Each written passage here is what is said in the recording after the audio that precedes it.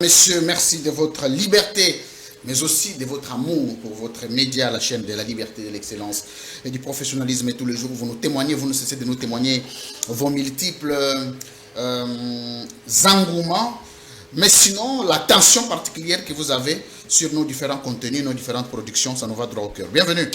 Nous sommes vendredi 30 janvier 2026, ici dans nos installations de CML13. Nous allons scruter avec mon invité pendant une heure d'interaction et d'échange politique, du dialogue national qui se pointe à l'horizon, quels sont les mécanismes qui restent à mettre en place. Nous allons quand même parler de la situation de la ville de Kinshasa avec les différents documents qu'on a lancés, vignettes, tout ça, documents. Bumba lui-même n'a pas encore acheté tous ces documents-là. Mais il pense qu'il faut que la population paye en premier avant lui et que lui puisse se servir de cet argent parce qu'on va quand même poser quelque chose sur la traçabilité de cet argent. Adhésion de Claude Balanki, l'homme qui se disait autrefois leader de l'espace Grand Bandoudou, aujourd'hui vient d'adhérer à l'Union Sacrée. Qu'est-ce qu'il a vu là-bas à l'Union Sacrée? Enfin, vient d'adhérer au mouvement M23, la rébellion de Corneille Nangaa. Qu'est-ce qu'il a vu là-bas à l'Union Sacrée? Pourquoi l'Union Sacrée ne garde pas les pionniers de son pouvoir, ceux qui se sont battus aux premières heures de son pouvoir? Qu'est-ce qui se passe exactement? Les mal revient aux acteurs, au système ou au chef du système? C'est une question pertinente. Papa Léon Mbalemba Gragnao, le grand rack. Boya Ibolam. Kitoko. Obendi Bote. Ah, qui m'ont bangé payé comme un chat. Ça va micro, bon ça micro. Et les autres on a dit? Qui m'ont bangé payé là, nous tant tout souvent. On a moins de soucis puisque on essaye de ne pas beaucoup penser. Actuellement, pour penser dans un pays comme le nôtre. Tu vas mourir tôt, hein? Parce que tout est problème. En tout cas, tout est problème. Comment veux-tu dans... Quand on prend les données d'un Congolais moyen, ou bien prenons même un militaire, un caporal, on prend les données. Il est marié, il a 7 enfants, puisque toi non moni, na bakan kokolo, ici ka bazo vanda, di kolo ya ba carton, bon, courant ils a la raté. Na butu 19h ba kotindako. Wana kotindako na mère. Musani mbosala. Hein? Oh yo kaka. Musani. Dali ngana comprendre te kotina na mère. Donc nous là la TV zate. Molili ezali. Ata soki bobundaki. Un certain moment kama calme so yo ba beto kama lokolo boy. Obusani. Naissance désirable ou bien non indésirable. Il a 8 enfants. Il gagne $70. Un sac de riz de 50 kilos fait $40. Au Kamati Bilo, on a un ordinateur. Ordinateur, ce pays n'existe pas. Mais chez nous, ce pays existe. C'est le quotidien du Congolais. Du con. Ngolais. Il est con et il est laid. Hein, on est des Congolais. Car il n'y a que chez nous que ce genre d'histoire. Pas que ça arrive, nous vivons ça. Papa Molière. Oui. L'autre aucune émission à l'Élopéna n'a pas un grand dossier directement. Dialogue national d'abord. Yo, aux partants? Je crois aux hommes, bagarre. Au bagarre. Tout bagarre, même Moutazo gagné. Depuis Mobutu, tu vois qu'il n'y a pas Kabila, père, Kabila, fils, tout ce que le président Tshisekedi, la bagarre ne finit pas. Qui paye la facture? C'est la population. Oui, moi, je suis apostrophé. Abignon, c'est un théâtre. Non, c'est un théâtre. Et ça, il m'a bêté, puisque bon. Babisika mususu tokata oui bon baje mususu ces arabes na ba misapi boza kotinda bana non formé c'est la cheraka non wana lobine wana na bato bazaki wana babeteli ngambunda bato ba cheraka nota monsieur Mbosso Kodia Pwanga lelo toza wapi qui avait raison non, ça monsieur azokipe assis de sa vie naïe aux hommes papa on a soit azobita pachanga pachanga ah Pachanga, il est très fort. Il y en a Bahati. Au Bahati, on a chef na wote.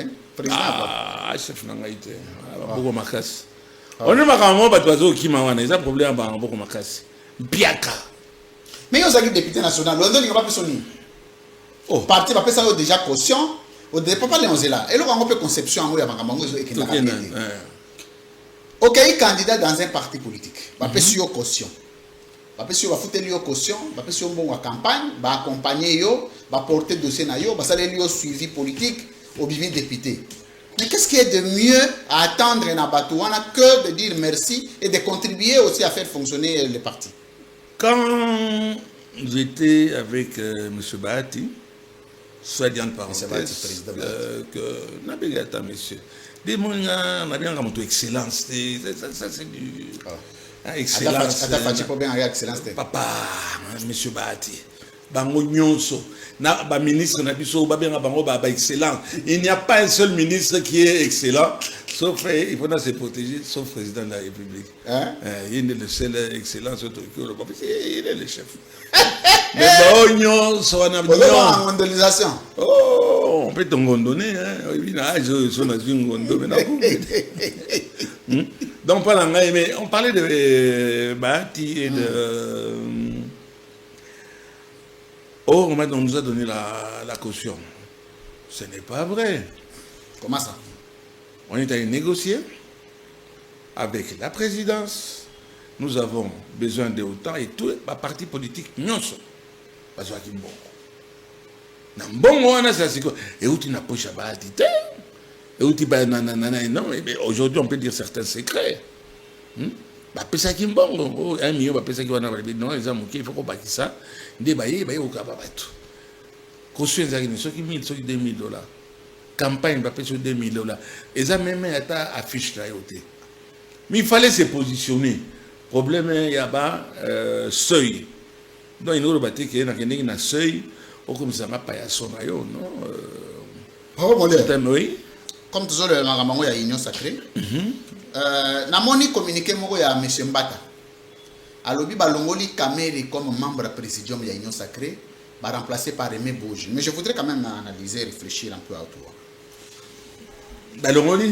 Balongoli Kamere na présidium, je m'excuse Baché Bouge, je n'ai rien contre Bouge, mais c'est une question de principe. Comment est-ce que possible que union sacrée est un regroupement politique?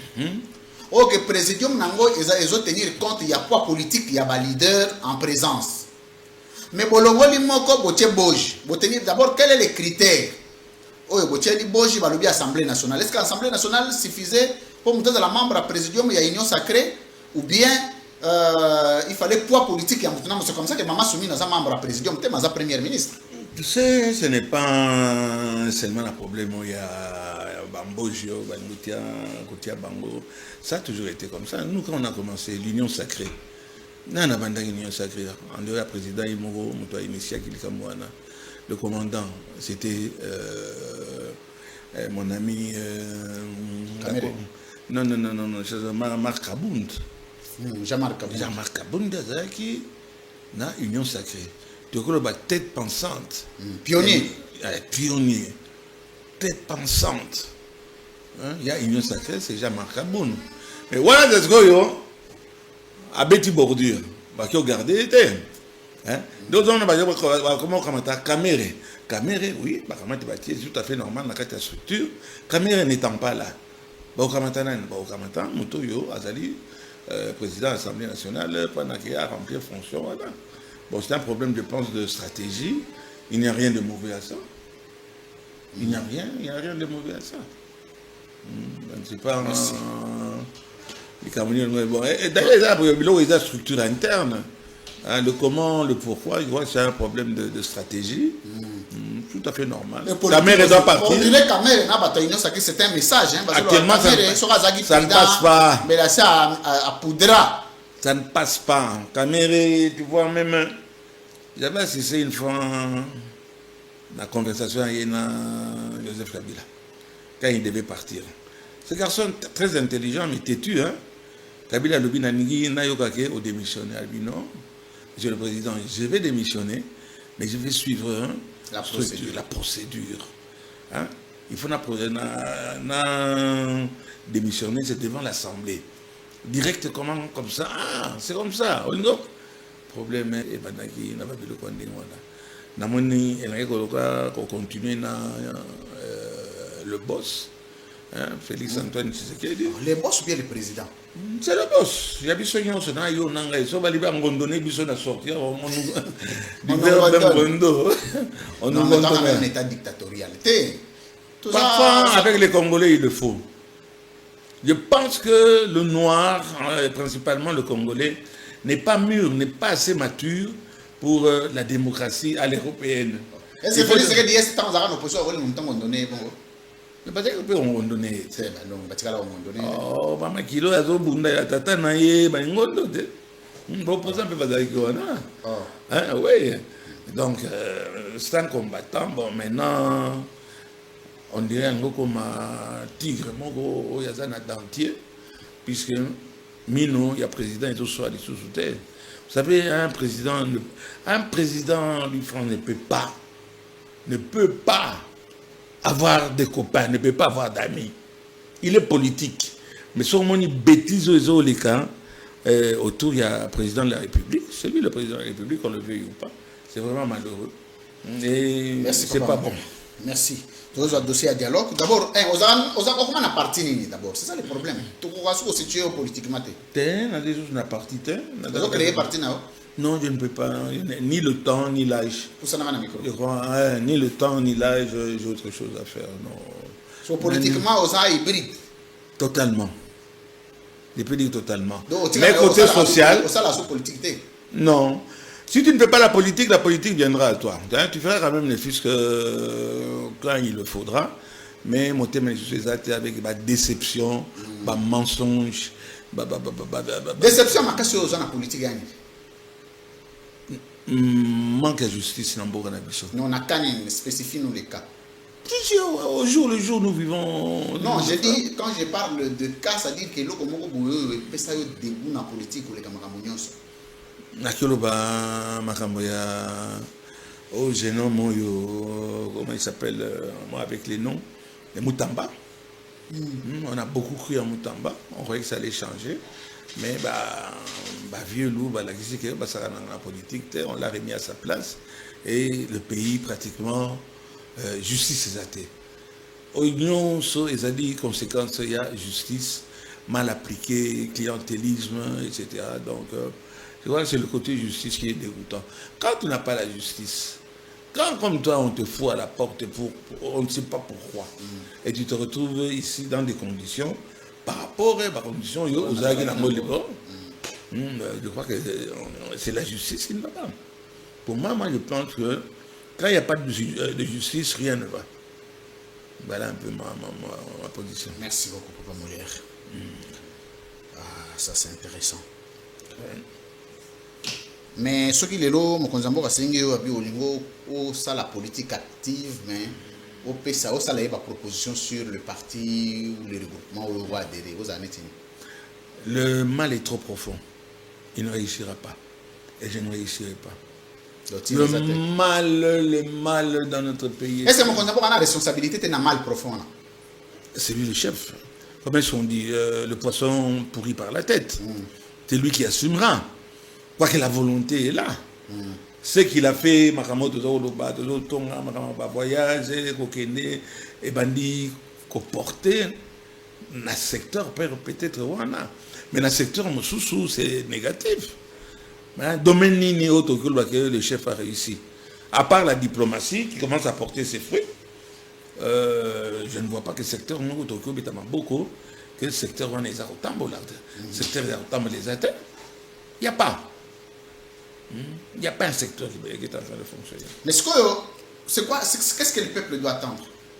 Rien, subir, rêver, prier. Et là, comme vous êtes, nous vivons au jour le jour, sans espoir. Peut-être que Kagame habite à crise cardiaque, ça l'a baissé. Mais tout ça, il n'y a rien qui change. Il n'y a rien qui change. Donc, qu'est-ce qu'on peut espérer? Et c'est malheureux pour vous les jeunes, les loyaux jeunes, au tien, Moutou, le bien, non? Grâce à Moussa Nangai, Nakoso Mandako, Nakoso Mamoutuka, on a tout ce qu'on nous avait promis, tout ce qui est naturel dans un pays qui fonctionne. Quel est ce droit basique pour tout peuple? Ça ne marchera pas. Non, non seulement ça ne marche pas, mais ça, il faudra en ce moment-là attendre le miracle, attendre Trump. Trump à la Gissibiso, Binon. Vous devez compter aussi sur vous-même.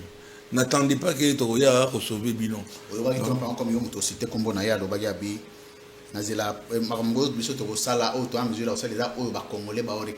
Mais c'est ça. Pendant que la naïveté, le reste, nous, on ne peut rien faire.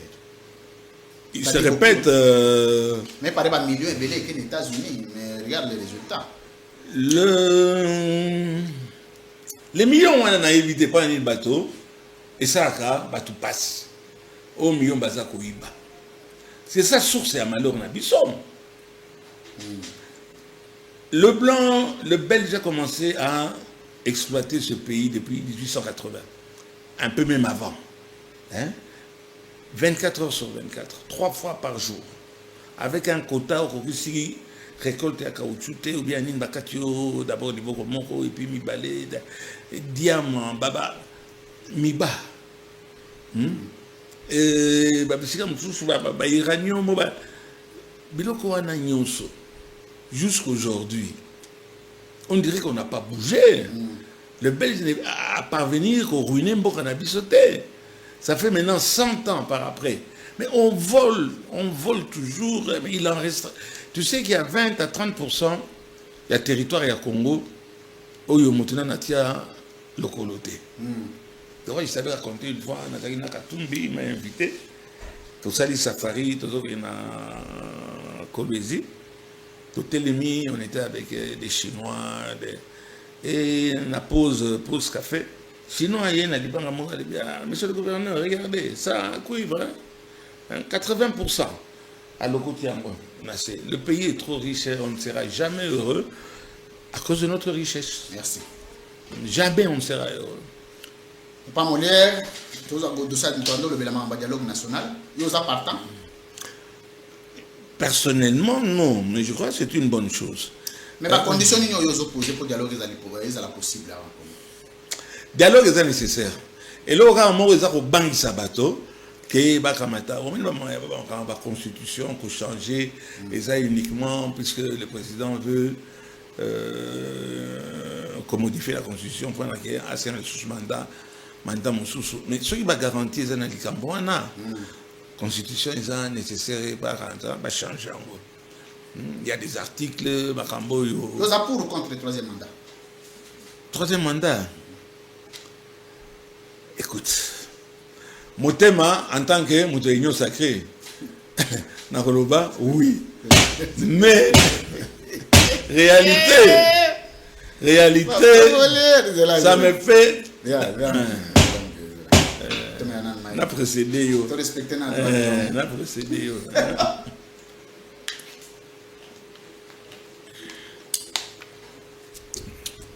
La réalité, si c'est pour aller au dialogue avec Bambata, Bambati, donc les mêmes, les mêmes effets, il y a un adage ça ne produira rien du tout, on a connu le dialogue. Et pourtant c'est nécessaire. Si on va vers la paix, il faut dialoguer. Il faut causer avec la personne qui est en train de t'emmerder, excusez-moi le terme. Mais ici, objectif, vision, ezali que baka matakaka bato baza ko pie mboko yo bango nde bakeli na bango. Omoni ba ministère ministre wana nyonso. Ba olinga bakeli na dialogue. Côté mususu donc c'est toujours les mêmes toza corrompt point. Toza voilà pourquoi ce dialogue est aussi battu. Mais sinon, c'est nécessaire. On a dialogué, on a causé. Puisque guerre, on a mis des millions de gens qui sont morts, ça ne donne rien. Les gens continuent à mourir tous les jours. On a pas guerre, Personne ne va gagner le combat. Personne. Personne ne va gagner. Ni nous, ni eux, encore moins eux. Puisque nous, on commence à s'organiser. Organisation, il va comme moi. Hein? Mais personne ne va gagner le combat. Alors, autant aller au dialogue, mais tu vas au dialogue pendant que va changer. Mais si quand changer la constitution, il faut l'améliorer. Mais les Camerounais banque sabato olingaki bakamata ba pesa lisusu 7 ans et pas ya président wana biso nyonso to yebike ekolekate. Moi je suis pour le président, mais quand je dis que quelque chose ne va pas, ce n'est qu'un avis. Ben kolukanga na bututé. Merci Papa Moulé. Merci beaucoup. Oui, l'émission na biso bat ba osepela nango makasi. Eza impact ya sakanate. Alors la période où nous avons adhéré à M23. Mais ça, ce n'est pas la question. La question, c'est que Balan qui est ambassadeur itinérant, président. Oui, je suis bon. Les lots, on a un ambassadeur itinérant des chefs de l'État qui se rebelle, qui va en rébellion, qui prend les armes. Papa, mon lecture dans les années. Mais c'est son droit. C'est son droit. Il y a ici un individu, on dirait qu'on est en train de vouloir combattre ça, type on a la ligne. À ramener biso la paix, à la nini. On s'en fout. Hein? On a des gens, allez, les qui n'ont pas propre, que j'aime beaucoup, ça faut mais on s'en fout. Et ça représente quoi? Ça représente quel danger? On s'en fout. Non, papa, mon Dieu. Ce qui a moniqué à Kamati, à Keikouna, à Poudré, c'est qu'ils ne se retrouvaient pas ici. Donc, Bampia, Kamikolo, Yonde, Zomanabatu, son naïbaka. Non, il y a une crainte, Papa Molière. Oui. Une crainte, c'est que sur le plan symbolique, d'abord, Ibalan qui est reconnu comme l'ami personnel et le président de la République. Oui. Et à ce titre-là, il y a quand même une affinité au-delà de la politique. Mais après, son ambassadeur itinérant, il ne faut pas oublier qu'Ibalan qui est coordonnateur d'un mécanisme a suivi à accord, à Addis Abeba, mais comment on a fait la rébellion sur le plan symbolique? Il y a interne là-bas au côté du président. Qui t'a dit qu'il y a la rébellion? Piaka wa papa, Oleg Dabiso, Daniel, c'est qu'on zali. Piaka. Hein? T'as la même pas Chinarambo. Batu mingi bakamati baki. Ezam Piaka. Piaka ni zosa ningona. Yo quand il y a un conseiller du président de la République, sur la bien au Kamatani par idéologie. Ah, qui n'est pas Corneille Nanga. Mais Corneille Nanga, il était le président de CIACN. Il venait d'avoir des fonctions, il doit être organisé, il a eu un salaire, sûrement il faut ça. Azala qui zoba,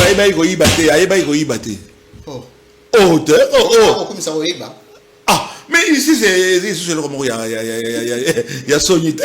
On compte Boloko, Ibaki, Obimi, Obengisi quartier, Mobimbo Sali fête, on est na Ibaki, na Kotaki na Boloko. Président Tshisekedi, la Clémence n'est toujours à Zaranango, il n'y a plus de prisonniers au bazar, il y a Bambongo, basé sur la Makalate, au Kobima, yo, freiné kaka, attend 1 an, 2 ans au Kobima, 1 an, 2 ans, 3 ans. Mais Papa Modère, oui. au moment que, en principe, il n'y a pas de principe au Congo. Bon, c'est bon. Ok. Les lobino bolera no ba politique bolera réunion son piaka nazam piaka papa mo la tayo père mo ba audio na wi mo ba période mo zo lobo no nga na so ki mbongo ezate na ko poudrer so ki bozo pesa nga mbongo te poste pe ezate na ko poudrer tango za ka député mais population yo azo bisus ba fonctionner monsieur à l'état bazo vivre na 80 euros le bango $100 $150 bazana bana batangisa na université so ki bino ba ba salaire ba 21 000 ba 30 40 50 000 $, na ba cop no so beta ba 100 000 $ à mois. Population. C'est pire, mais le problème c'est que la population est habituée. La population a dit piaka. Tu vois le cafard. Quand c'est là. Sauf quand tout le monde a dit, hey, t'as la cancre, pas, au bêtier. Oui, quand ça lui pouf, a éclaté, mais il y a quelque chose au vomier. Les lendemain au bout de caca, on est habitué, on accepte ça, parce qu'on ne fait rien, on subit, on ne fait rien. Donc, pourquoi vous voulez plaindre des gens qui ne se plaignent pas? Question. La population est habituée, la population l'accepte. Binobo Kamata, Lelo, l'autre là, Bokamata, 4 taxes. Aucun permis de conduire. Et la population est là, au moment à 4 heures du matin, il faut ça la mine. Attends, a-t-il le choix? Asi andimi. Naza wana zoba na mbinza, souvent nazomona papa moko azobeta makolo. Il était déjà assez vieux quand même. Namoni une fois, 2 fois là té. Nazoye na mema OK ouais on a kena ozone. Ah OK ozone outi ouais on a outi na poste. Outi na poste. Yusakani na poste. Mais nous kuna besoin na 28 mois ya retard. Il dit effectivement tous en 28 mois de retard, mais il faut que nous ayons un moussal. Mais tout ça moussal ndé le konini. Si tu allais au moins en véhicule ou bien ko beta makolo, imagine de la ville jusqu'à Delvaux. Abi papa, natika na ndako baninga na ba voisin ba monanga ki naza chômeur. Au moins une réflexion il y a un noir, un congolais, hein. Biso moko to lingi situation, voilà, c'est tout. Hein? Bazo salaka. Papa mon Dieu, Diagotala, Tolingo la grève. Grève en tant que allez, bangana ba mangala la. Zamba poni yo que nous la grève na ba mangala la. Quand ils ont compris ça, mon va ba tombi ba puné ko so ba police ba yé quoi. Allez. Ba fouti bango comme 6 mois, 7 mois. Hein? 6 mois après ba ko inattendait. C'est un pays, on appelle ça hein, la malchance du Souma, l'Ibabé. Bas français, bah bien lâche Koumoun. Donc ils ont malchance envers là. Vous en avez responsabilité parce que vous avez député national. On est tous bien interpellé. Bah toi. Babé Tangaï. Nanzoto yo. Oui nanzoto yo. On va en remettre fort. Mon gars nous a monté à ma vie. Mon gars nous a monté à ma vie. Bah ça, chers téléspectateurs. Nous, on vous a jamais ngondonné. On m'a dit ngondo, on a toujours boyon, oui ça kaboy. Je connais pas ngondo, on sait ça où il y a mis la yuana. Oh boyon. Ça va entre les deux omoplates. Attends malaria et bon managi ni malaria wana ekobima, ekobima. Papa, et là nous toi? Merci papa. Les autres. D'abord sujet, avant aussi ça, tous en un sujet à Ville à Kinshasa. Papa m'a dit Ozagi lui à Kinshasa, bien que tout au Katanagi nayo. Mais Bumba a 4, 5 documents où il a lancé au total plus de $560, à peu près $600. Pour un la taxi à Zobula, un versement à 30 000 francs, 40 000 francs congolais, mais il lui faut $600. Pour les documents, nous sommes en ordre. Petit petit mot sur la forte progrès, on a fait banane na banzela. Par contre, quand on a bapina batu, par exemple, si soit batu bagoku, fa po Bumba tika maramba papa modèle. Bumba, ozomona synonyme ya comme ya Bumba. Ezali nde oyibiloso ya Bumba. Oyibiloso. Omala. Omala ba. Ela dia papa modèle. Mela nan mai. Te, omela ta mai mingi. Tamela nan mai. Loba. Bumba ozomona li bumne. Je lui manque pas de respect, ça forme nae. On est à l'os ya Bumba. Ya aliaka Bumba, ça qu'on dit à Bumba. Hein, mutuane on a dit ça. Ayebi le connaît les vignettes. Ayebi, c'est bien de profiter de la population quand on n'a rien foutu. Monsieur Bumba n'a rien fait. Nana mona gouverneur moko a échoué le coup la Bumba te. Tobandole la na bangobila. Antini ngobila mbaka. Mbaka. On a payé ma bogo makasi na ibte bampiaka. Ba jantini. Ah. Bon, au réveil ba souci. André Kimbuta yango. Oh, Bumba zango tuna. Nani? Ena koma ngobila. Ba ngoni c'est même Bumba. Dans le bi hein, même Bumba. Bumba n'a pas bien. Mais si ton travail est mauvais, il est médiocre. Non, c'est pas médiocre. Tu vois, la culture, il y a des missions. Et pas il y a motomoindo. J'allais dire bougnoul, mais il y a l'ongolango. Il n'y a pas motomoindo. Puisque bougnoul, ça veut dire au paysan, un dictionnaire, un bougnoul. Mais c'est un peu péjoratif. Mais, Azan a conscience que tu vas à la yé. Beaucoup d'organisateurs ont un tsunami. La ville est sale, la ville n'a jamais été au sommet. Et Kimbuta au sommet. Salité, ça n'est pas au sommet, donc il y a souka salité. Donc il y a Mbouba, Bakanivo. Mbouba bien Mbouba. Ah, c'est kiff. Bah on a une souka kiff. Ça dit.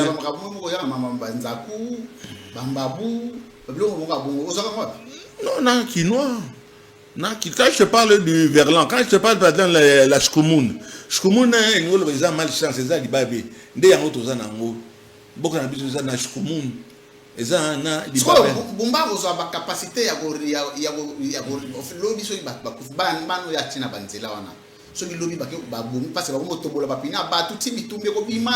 déjà, tu as une situation belée. Pour aller lancer mon côté, après mi balai, après nous au même moment. Je vais te dire pourquoi. Tout le monde a eu les sous. Aux autres, tout le monde a eu. Pourquoi n'y a lancé mon soumis ça toi même? Aïe, que Azako Kende, aïe, que Bazo Longola, non,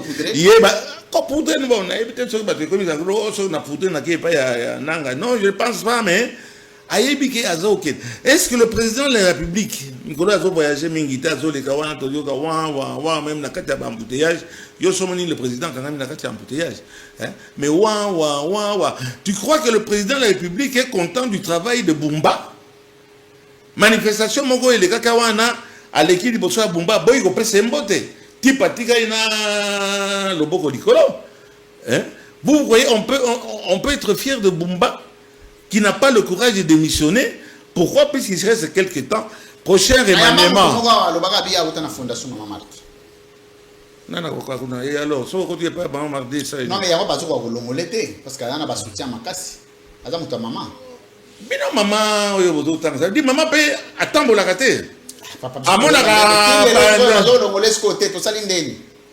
Moi, je peux vous garantir que wana économique président a reconduit Bumba. Il lui reste encore 1 mois, 2 mois. Naye, Naba Léon Molomba. Bango wana nyonso bazako kinde. Alors, comment faire pour bamiete nasuka bazwango? Et c'est ça le problème, tout simplement. Monsieur Bumba, ministre, vice-premier ministre intérieur, Chabani, a lancé une enquête sur la gestion de la finance au gouvernement central et puis au gouvernement provincial. Et là, oui, mais c'est ça que j'ai dit. On dirait Bumba, on doit protéger à puissant. Le président est bon, mais là, il devient... Non, le président Bumba qui a mon assemblée nationale, puis M. Bumba a échoué. Mais aucune sanction n'a suivi. Papa Molière. On m'a qui cité, hein? On m'a qui cité. Dans ce moment, c'est lié Moukadi. Au Canada, c'est sans effet.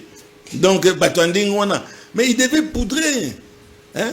Le président a refusé de le saluer. Il n'a pas à l'équipe de Bosso à Boui. Jamais la ville a été aussi sale. Jamais. Et comment...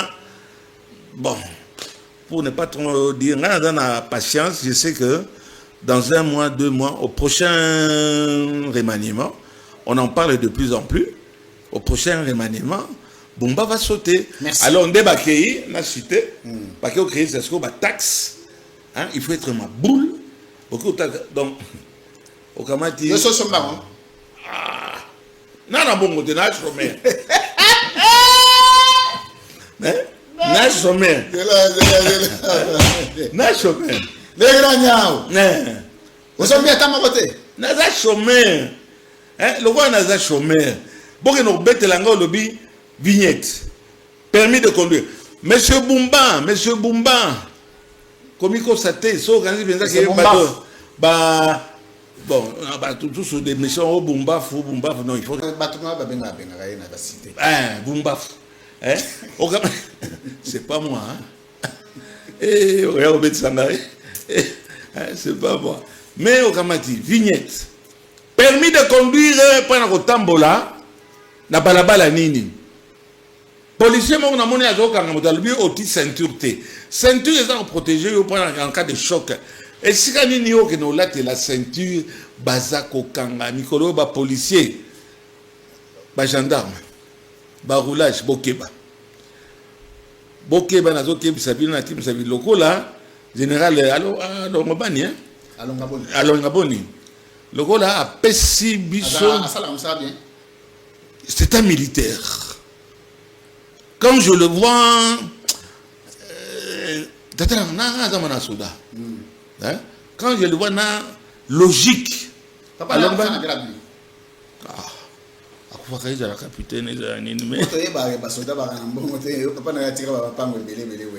bon, je savais que Okolinga, au Sala, à Lijon, mais il était officier supérieur. Mais quand je vois il dit, Pesibino ba jeep. Yo général Okamati, Ovani Liboso Kamati, un policier. Mais fin de fin, Nani, Azo Kengela, Nani, Nanazo Kumba Nani. Wana lobike, bomoni bakangiyo. Na ba caméra ou ya biso. Ya bakin makambo. Maintenant, comme le général a donné le feu vert, na bakin makambo bozana. Maman kin makambo kita, c'est vous qui avez la parole. Non, parce que kin makambo ça il a travaux à fin de cycle dans l'université. Oui, mais on ne peut pas toujours être au top, même au bout d'un certain moment à Kita, mais ce n'est pas vrai. Comment est-ce qu'on sait quand il y a une chaîne fonctionne, carbure? C'est le nombre de sponsors. Au cas à la tending, nous avons un sponsor. Nous avons à la mode Israël Moutonga. Et là, on est écartonné fort. Mais nous avons un sponsor. Manière télévision, nous restons toujours en tête. Parce que nous avons toujours le plus de sponsors. Donc ça marche toujours et Kin Makambo marche toujours, fonctionne toujours. Bon. Bref, on n'est pas là pour parler de Kin Makambo. Merci beaucoup, Papa. Mais à partir du moment que Toko Bandako Lakisango, le général a fait fait vert.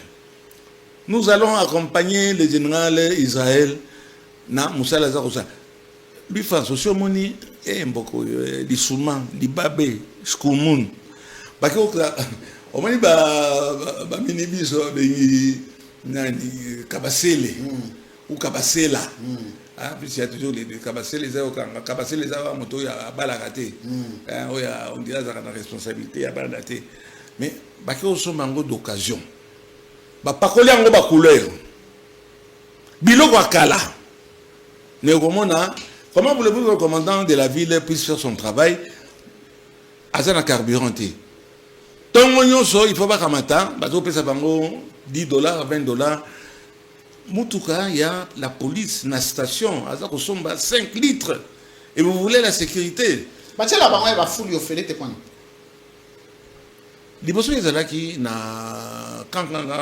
Kokolo,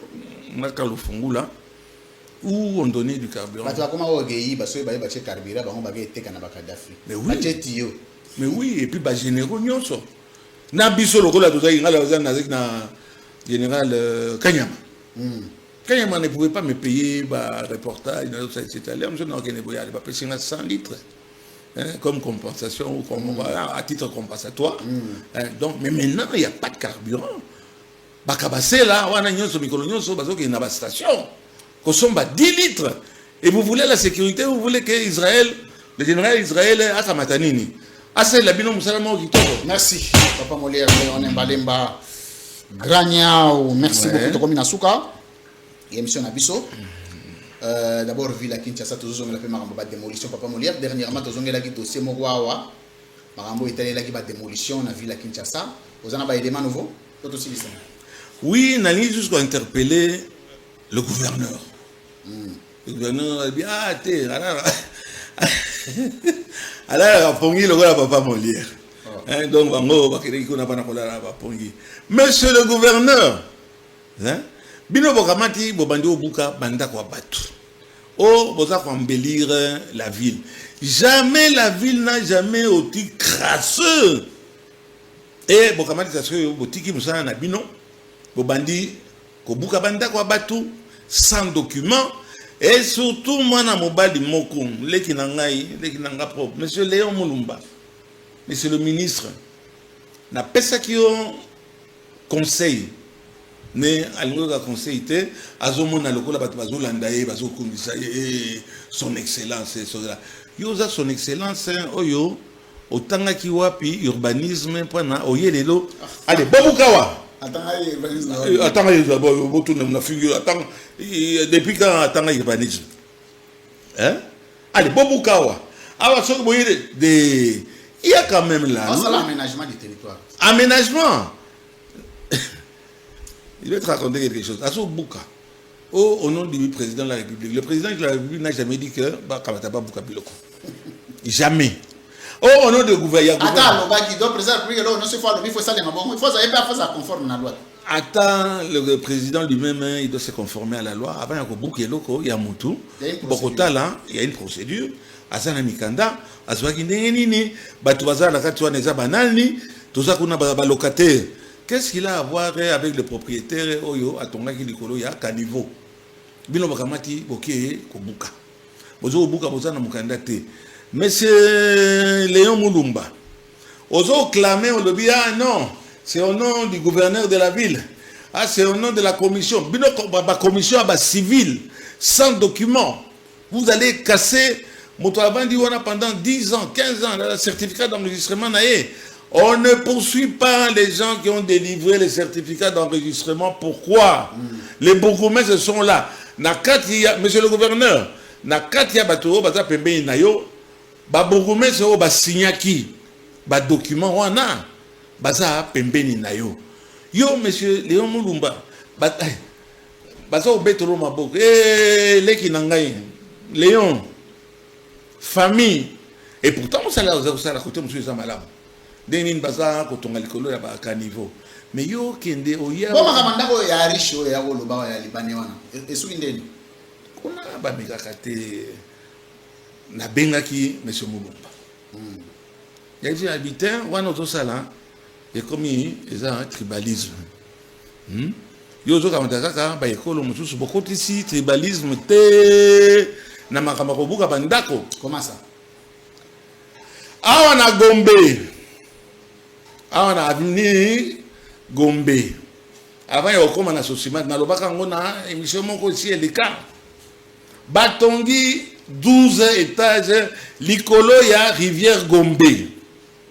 Nous, on pensait que c'était un Libanais.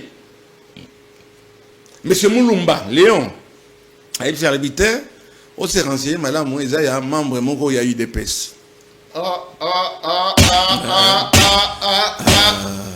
C'est la papa molière, mais là, ça soit Nandimi là, mais la mouké. Donc, mon tour a tourné Nicolas. Il y a Rivière Gombe. Il y a construction à Rivière Gombe avant et traverser boulevard. Rivière Gombe. Tonga béton pendant maïe bien. Papa wana ou compagnie wana ikamati ekei et sali kabakata ya pont. On verra ça dans les images. Et ça Ananas. Mais papa, ce qui est bien, c'est que vous avez légalement. Bon, attendez là, Moutouya, il dépêche. Zela, papa Molière. Oui. Minito ya soyi balobi immeuble za nani oya papa Molière. Yoka soni. Bonjour, mais comment ça, on continue à faire des monagas pour dénoncer. Il faut pas Boukango. Mais c'est pas Nelson papa mo soki ananas so nina. Na ebi comment na ite na ebi balobi keza Moutouya. Ah, baza o. Azala ndeni mutango nelongi. Bon. Aza pembe, aza pembe, mais aza propriétaire. Aza pembe, c'est-à-dire quoi? C'est-à-dire aza pembe, bon, n'a pas que la yombo. Aza pembe, aza pembe. Bon, mais c'est ce que vous commissionez dans ma camoana. Mais nous maintenant, devant le président de la République, Louis France, je suis de l'Union sacrée. Quand on nous attaque, Elle dit bongo et pas na bino boni Boniface. Toujours yoba et le moko ya koloba te le tribalisme, le clientélisme. Monsieur Léon Mulumba, et comme il a eu até comme il yote na okamata na kotinde le parti yo. Otiaki ngai tembe olobi bon yo kamata tanga kombo ya mutu wana. Azali libanais te aza mutu ya IDPS. Mukolo bon IDPS ango bazolo baka batu ya kote wana. Mais Côté wana. Na mupanzi Obanzi à gogo. Obanzi à nini? À gogo. Ebele à côté kuna. Kamata, qui n'est pas kotonga kuna ou kam qu'on n'est pas kobuka kuna. Qu'est-ce que Léon Mulumba fait? Ça m'a révolté. Moi je connais la famille, je connais le papa, je connais la maman, je connais la famille de Bangonyonso. Ba conseil to pesa naka. Papa na yaza soda, azalaki soda. Mais là, on a moni, oh colonel wana Léon Mulumba qui n'est qu'au bout qu'on a comme ça. Et ça, les colons à niveau T, elle dit ah papa au moni depuis 72 na kota armée na kanisa na kosi di ça pension na ngayawa. Léon a bouki donc méchamment. Ça ne nécessitait même pas. Kende au bouka et pas ya mambo ya IDPS. Bataille IDPS va s'engager ba le biate autant IDPS mikolo so autant IDPS au mingambo non. So IDPS a tout ça, il faut tout dénoncer. Il faut tout dénoncer. En gros, papa on a tongi 14 niveaux sur la rivière Gombe. Nabino batoboza qu'on accompagner Léon Mulumba. Mais si kazo qui ne besoin betele maboko. Mais bon qu'il n'est pas na Gombe, derrière la Sosimat, on monte sur côté ya B ya nani ya Yangalema. Akamati papa moko un capitaine. Si je parle comme ça, parce que les gens sont en Soudan. Au nom de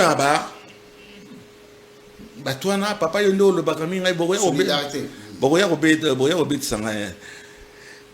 Il y a un obuki pas ngai. Mais kuna tala obukite puisque bazolo bakiba pesa ki $50,000 hein ba corrompre ah yo olobinini hein ba pesa $50. Allez bokangaye. Allez Bakangi capitaine en fonction na sokotonaye. Eh! Leki obangate. Oko sabiso peza ba soda, ba to ba zoke na front.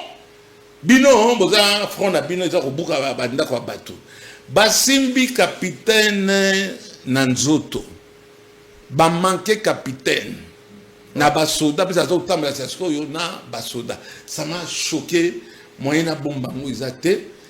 Wana le autorisation na kolakisa image wana bamoni bazo kozwa ba image baza kotia ngo donc cher ami monsieur Léon Mulumba monsieur le gouverneur nazonga na nous gouverneur Bumba losa Bumba izaka Solomon quoi bien so la ville Bumba izaka losa biso atete là et puis ça va monsieur le gouverneur kaka ko buka mais tonga pété. Nous avons le ciment, nous avons la caillasse, nous avons l'eau. Babalabala nyonso. Babandi côté moko batiki. Babandi côté mususu batiki. Mais bazokia na statistique d'apparemment que nous avons fait autant de kilomètres. Ce n'est pas vrai. Merci. Monsieur le gouverneur Bumba. Tout l'exayer na biso to lekata lo sa Bumba mais musala na ya mabe ijibim pato. Merci beaucoup, Papa Léon Nembalemba, Grania, Papa Molière. Merci beaucoup pour la présence dans l'émission Nabiso Yalelo. Merci. Nous sommes arrivés pratiquement à la fin de notre 5 minutes. Magazine. Je peux demander. Je vous donne 2. Nali ko attaquer maman ministre moko ministre ya éducation nationale. Madame Raïs Malou. C'est la fille de l'érudit, du professeur, du savant. Monsieur Malou, comme vous savez me revenir, il y a un ministre, enseignement. Madame la ministre, vous voyez que ça, la nini. Donc, nous savons la physique, la mathématique, ça n'a rien à voir avec ce que nous sommes en train de vivre. C'est-à-dire nan tout le monde a niveau baissé n'est pas naté. Tout le monde a eu un bon enseignement au Congo. Donc, enseignement primaire. Mawa. D'ailleurs, au monde a plus au monde a motoyé wana zali. On dit garage réparation toute marque. Donc, le ministre, voilà, les balongolia, madame, aux physicienne, aux enseignements, ça ne va pas. Et non, la dame, comment elle s'appelle? Malou. Raïssa Malou. Raïssa Malou. Malou, la fille du professeur Malou. Donc, elle a détruit l'enseignement primaire et secondaire. En tout cas, elle est baba, elle est à fond. Elle est incompétente. Vu le résultat, totalement incompétente. Inspecteur Bazalaka du sous-tête, l'examen d'État. Et à sous-surveiller, on a laboratoire. Au moins, Jean-Marie Kassama, on l'a tabagé, puis on a examen d'État. Pardon? Bien. Jamais ça m'a ça qui a sacré cœur, ça qui examen d'État et pas la base. Bon, de mon bilo quoi n'ingona. Aux hommes on a que le diplôme d'État n'a aucune valeur. Madame, je vous mets au défi. Aucune école ici à Kinshasa. Parce que les parents, mbongo ya pamba, oh le loupio, oh Safik, aucun diplôme qui vient de la République démocratique du Congo n'est accepté à l'étranger. Aucun. Merci. Mais on y reviendra, hein? Ça me tient à cœur. Moi-même, j'étais du Seigneur. Yo soit investigation quand on met ça il y a un dossier mobile matoko bandanango ah ouais puis ambassade mais madame Raïssa Malou donc le professeur Malou c'est ça que centrale nucléaire pas qu'on développer tout quand ça qui dunda et kobima donc papa nae oui un éminent un érudit Akufa je crois à ma connaissance mais ngana se rappeler que et loko atika souvenir exact tabamoko batiaki iradiaki on a taba kufinde ba communiquer bimaki boli taba wana te boy aza iradié moluba devant taba baliaki quand même iradié des souvenirs on a regardé avec professeur Madou mais maman okotika la ningo wana te autour de l'enseignement ne vaut absolument rien du tout. Merci papa Molia ngana vandaka on a moni invitation moko à Sesak bande ko Sesak batindeli ngai invitation balobi mutaki ko funda kuna ezali akasi abandobola afundi petolo ba dossier na ye afundi ngai na CNL 13 na yambaki honorable Emilawa Emila Sani ya LGD asali enquête parlementaire azokendeka na ba station moko boye akutana kabila mabeba chelaki ye na mutuka ebomi ye moteur Range Rover na yeko dénoncer ki asali banquette nzokande akasia a suspenda brigade ezalaka na contrôle ya hôtel ba carburant ya malame ya mabe ya boma yango ipare ya comment kozwa balar nango azobuka ngo tango député sali révélation ye avec kufunda mais nazo linga quand même tocha regard moko sur babiloko ya Italie hydrocarbure papa Molière na olingo ozwa 2-3 minutes parce que tango bazo na ya zo lobo non ngana banga kaka chilombo ngana banga kaka chilombo bango nyonso bakomi ka bongo ngai pe na banga chilombo ngai yana abi ya parti lo mabanga mutu musute donc na sens wana zolobela abi ngana banga ka parti lo ndenge ya zolobela bon ngana banga ndedi boso chilombo bon à vous sikoyo est-ce que ça peut être normal qu'une ministre la kasi ya bandubola ne peut pas rendre des comptes ya gestion mbongo eza ya tata na ete ya mama na ete ya bandeko na ete za mbongo ya l'état ya peuple congolais ya go rendre compte te pourquoi les gens pensent que être en confidentialité ou avoir des relations personnelles avec les présidents doit vous exempter à rendre compte sur l'argent de l'état? C'est quoi, ça signifie quoi cette affaire? Akasia Bandubola, elle est ministre. Nommée ministre. Par le président de la République. Mais Olinga Banganani Liboso, il doit rendre compte Liboso à son président. Le peuple. Non. Le président qui représente le peuple. Oui. D'accord. Il y a le bico banga président, c'est oui, mais est-ce que tu as besoin de dire comme ça qu'il n'y a pas un rachilom? Tu as besoin de le dire comme ça. Nous on a le bien en plus on a pas madame sous babetanga ou bien pas pesanga posséder. Yeah, mais à l'obi ango d'abord les gamons les a lokuta. Et je vais t'expliquer pourquoi. Oui. Raffinerie, il y a carburant, il y a essence en particulier. D'ailleurs, c'est un essence où ils ont planté mingi. T'es de mon arabe marsa. Et puis, ma couleur rouge. Ce n'est pas Madame Akassia qui fournit. Ou non, ce n'est pas fournir la brigade qui est chargée du contrôle. Il y a bonne ou mauvaise qualité à carburant. Mon cher ami, brigade au Bapessia, 3000 policiers, Oyo, Barota. Oui, 3000 policiers pas commis en retard puis se transformer dans la quitte. 3000 policiers pas commis retard dans la salle. Vous croyez que ça va marcher? Merci papa modèle. Merci. Fleur Moko. Et c'est mon droit. Deuxième promotion, il y a Molière. Lycée Molière. Maman Moko très intelligente. Dire que à Boya, bah, la plupart des corrompus, qui nous contrôler, comment ça se passe, etc. Mais le pays ne marcherait que mieux. Police, est-ce que maintenant il y a carburant? Au dit carburant, na mutu kana yo, le bien non ils a caché bandubola, donc on a un problème na caché bandubola. Non, papa Molière, ceux qui députés sali enquête na parlementaire. Ah, des présidents on a parlé. C'était en vacances. Aïe à lobby à mon média, yo au fond de journaliste point. Oyebi, ba député ning basala kadini. J'étais député. Et pas le moindre. So on dit bampia keleki to luki comme dossier moko banda es moko boito kende to secouer na le la robima a robeza biso carburant yo ko sala ngo oh te na zo sala ngo te na za ko dénoncer na za ko dénoncer yo kanisi ke batwana banda es wana oyo makama carburant. Merci papa Molière. Madame Akacha, en tout cas, Bazol Gandé, Balia carburant, elle n'est pour rien, ce n'est pas à son niveau. Allez vous plaindre au niveau du Parlement.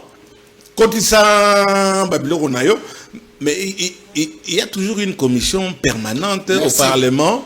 À tout moment, quand il y a un problème qui est grave, mais ça n'empêche pas un député de dénoncer dans les médias aussi. Et qui dénonce alors? Où est le mal? Est-ce que Petit Saki a dénoncé? C'est plus qu'il a dénoncé.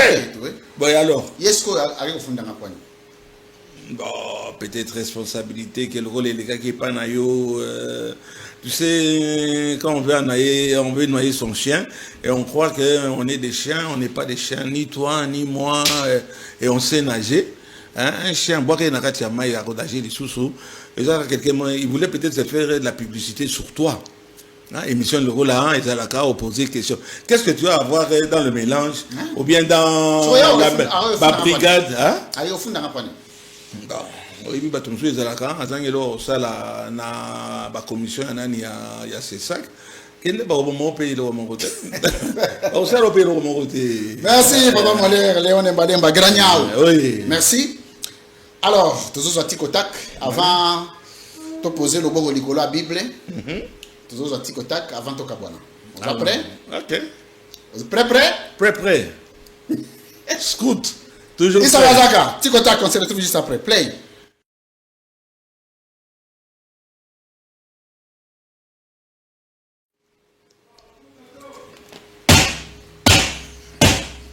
Monsieur Léon Nembalemba, face à la caméra. Papa Molière, opposez le boko na wali kola Bible. Répétez. Ocha le boko wana awa. Na kombo nzambe oloba makambo nyonso na kotuna ba question koloba na ndenga sembo na ndenga vérité.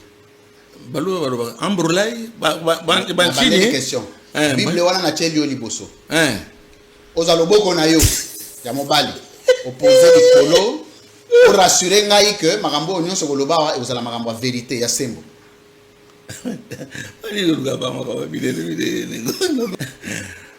Quand j'étais jeune,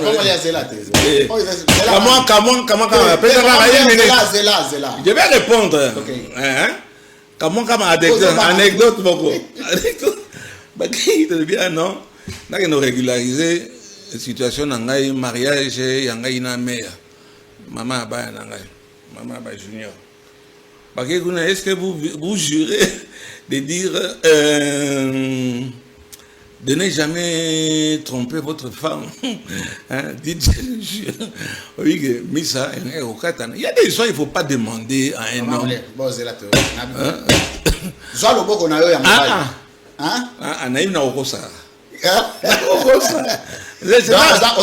le sang. Très bien. Donc, après, il y a le beaucoup de Nicolas Bibo. Eh, bah, ça, quand on est là, on a été. Vous avez mis cela. Attends aussi, maintenant, aussi, bah, ça, quand on a été. C'est Papa Molière. Tu sais, je suis catholique. C'est bon, Nabi, c'est bon.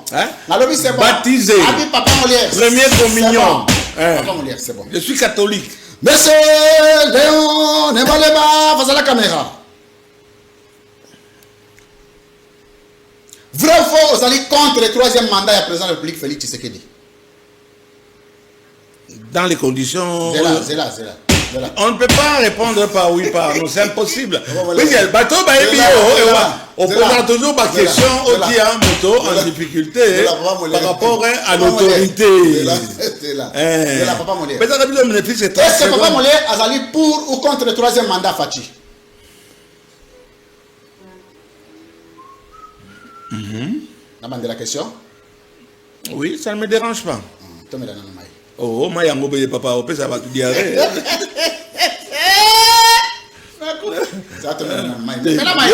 Respectez le droit de l'homme, Papa Molière. Oui.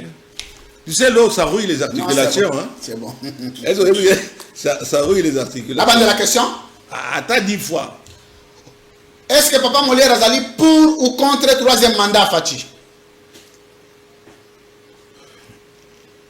Avec l'équipe actuelle, je suis contre. Attends, j'ai répondu. Donne-moi, on ne peut pas dire oui et non. Attends, la question est tendancieuse. Il est impossible. Question n'a si on a ouverture, soit oui, soit non. Il y a un moment, on a initié cette situation, il y a la Bible pour nous donner la sincérité. Pas de nous dire, on dit, mais tu vas voir, c'est la Bible.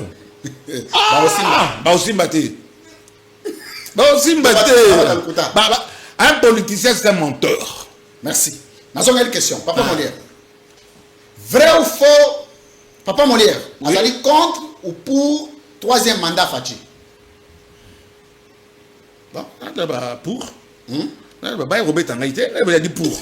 Pardon. Oh, papa. Il faut tout on a ajouté comment commenter. Par oui, pardon, c'est impossible. Naya Robert Tangaïté, je suis. Et j'ai mes raisons. Avec les mêmes.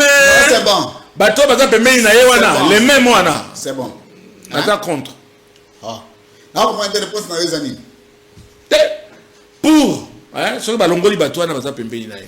Ceux qui foutent la merde. Voilà, Papa Molière dans l'union sacrée.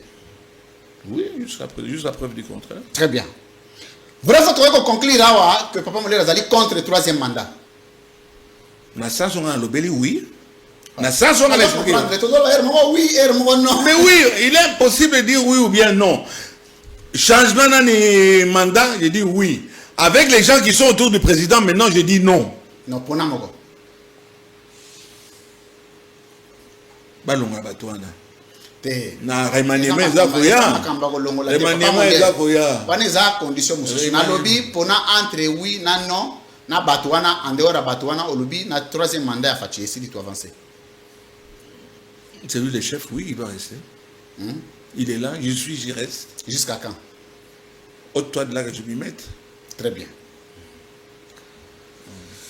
N'a été comprendre des réponses. Non, c'est à comprendre. On a cerné déjà. On a pénétré l'esprit. Ôte-toi de là que je m'y mette, le président sera là. Merci. Monsieur Léon Nembalemba, face à la caméra.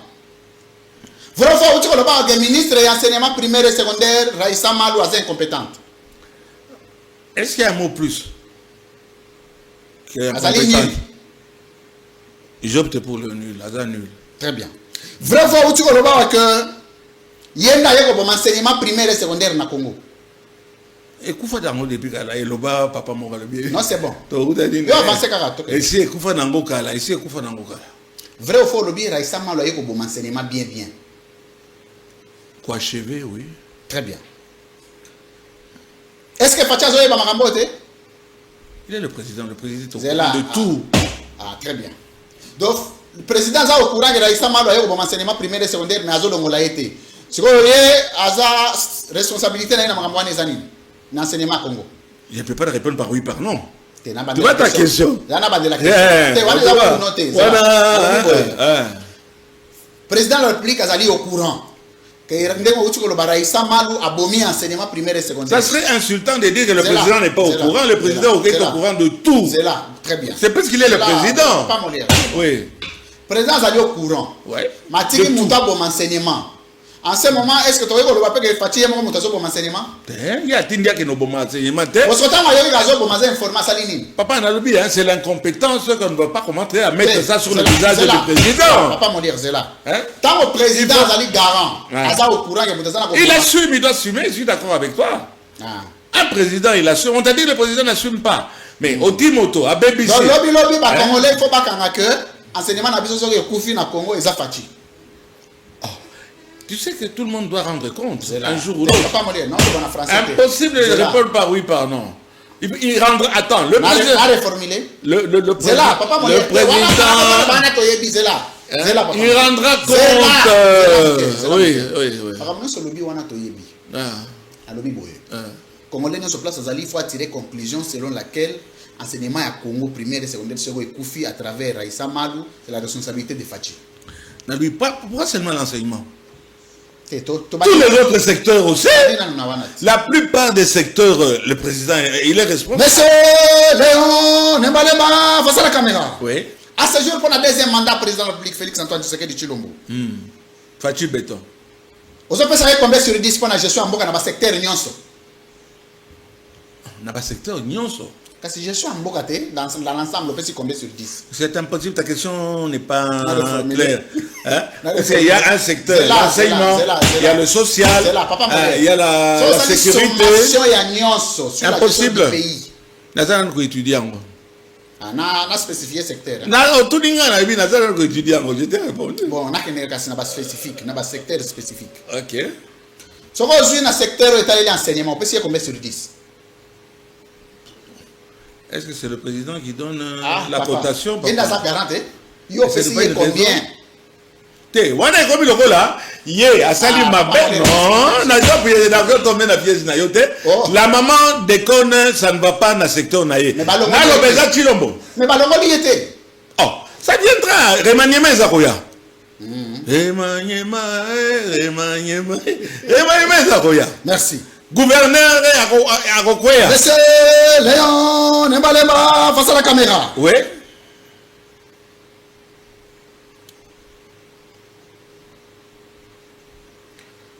Vraiment, tu peux voir que l'immeuble à 14 niveaux. Auto, tu as dénoncé na likolo rivière Gombe. Construction anarchique. Ils allaient à membre IDPS. Oui. Ils allaient à Libanais. T, Lokuta. Ils allaient à membre IDPS. Moutayeb Saïnga, ils allaient au Moulumba. Très bien. Yemoko, le ministre, il m'a dit ça à moi. Vrai ou faux, les IDPS, ils allaient participer à la destruction de Mboka. Oui. Très bien. Jamais. Oh. Répétez les choses. La réponse bien. Pose la question, s'il te plaît. Pose-moi la question. Est-ce que attention, ma petite, il y a force de. Ma force, force du mal.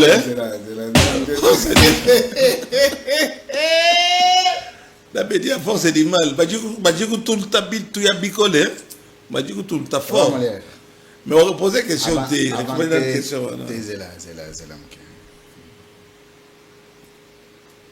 peine t'a sifflé. À vous. Merci. Ah. Monsieur Léon Nembalema, face à la caméra. Hey. Bon souvenir au Kanga.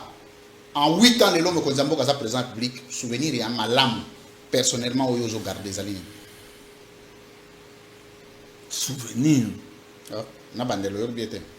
Oui, ça ne dérange pas. La question, ils ont parfois tendancieux. Mais ok. La bandeli, souvenir à malam où ils ont gardé personnellement. Il y a président. Mais là, tout le président de Mokozamboka. Alors. Il y a des gens qui rêvent, qui sont en train de rêvasser. Peut-être les quelques fois que je viens de rencontrer.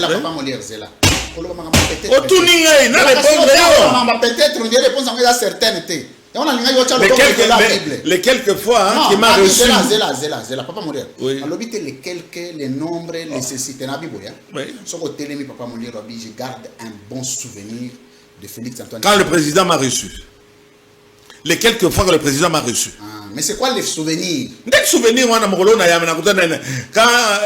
les grands niao. Mais je suis fier devant tout le monde. Très bien. Hein, papa Nani, honorable Mbalemba. C'est bon. Hein. Bon souvenir, Yanini, gardé par Raïs Joseph Kabila Kabange. Souvenir, Nayamalam. Souvenir, Yamalam.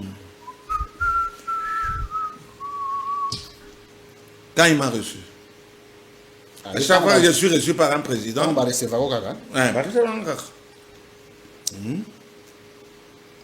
Je me suis occupé de la campagne il y a président Kabila quand il s'est présenté. Ouais, Nabima qui n'a vu comment Moutouka. N'a douango que ils ont un ding moko ya mabe. Ils ont un ding moko bien. Ah ouais, fait n'a vu Moutouka. Ils ont mabe. Ils ont mabe tellement. Ils ont souvenir à bien. Na wanga nango, na pakola yombo. Merci beaucoup, Papa Léon Mbalemba. Avant-dernière question. Nalina beta sifflé. C'est bon. À vous. Monsieur Léon Mbalemba, face à la caméra. Oui. Verset ni ya Bible oyo inspirera yo mingi na vie na yo ya Mokristo. Verset. Na bi verset ya Bible oyo inspirera yo mingi yo soki ozana ba problème o méditera mo mingi et oyo penza eza partage na yo makasi ya bo Kristo na yo. Na ningo bima lokola mutu mo la si je disais que nayebi ata verser mon côté. Tu vois, j'avais peur d'appeler ça yo réponse wana. Nayebi verset te. Quelques bribes à gauche à droite mais verset comme tel. Nayebi en côté. Nayebi en côté. Plier papier. On sait si et je une question on a ébi ouais non pour mais le gars l'émission c'est hors émission au combien na ba bible na monde ko yo au côté besoin le sang on ndenge mo ba osaka c'est bon au mininganga na lobi hein au mininganga j'ai été papa moi on a que wa pesa na une minute papa tu ko après minute za la raté na lobi hein et là on commence là ana après tu ko tak et za la raté donc on la tu ko tak tout on a ndenge normal on l'a déjà fait. Comment j'ai été baptisé, hein? J'ai fait ma communion, hein? J'ai servi la messe, d'accord? Mon père et ma mère sont catholiques. Ignorant, il y a batoyo, verset, hein? Pas quoi impressionné, c'est bon, papa. J'ai papier, monsieur Sili. Bon, il y en a déjà. Monsieur le gouverneur, nous attendons. Le remaniement. Tu continues, monsieur Oyajome. Oui, il y a rendez-vous. Ah oui, allez. Papa, MC Sili. Merci.